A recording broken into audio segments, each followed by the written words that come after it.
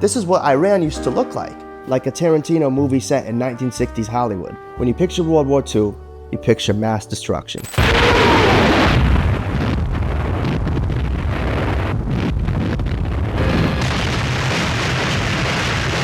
When you think of Iran, you probably think of conflict.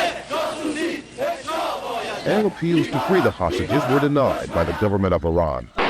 In response, an Iranian patrol boat fired on U.S. forces at the Syria platform, only to be sunk by USS Simpson. But when you put the two together, this footage shows almost the exact opposite.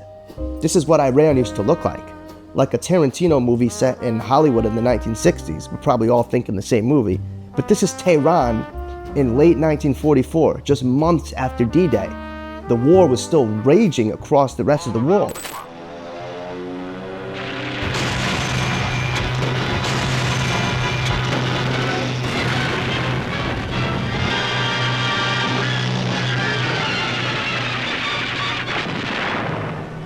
Now, Iran had become a great crossroads of the massive Allied war effort, and American personnel were helping move enormous quantities of equipment through the Persian corridor and into the Soviet Union, which is the story behind some of these signs, like the Brown Derby that has English, Farsi, and Russian all together.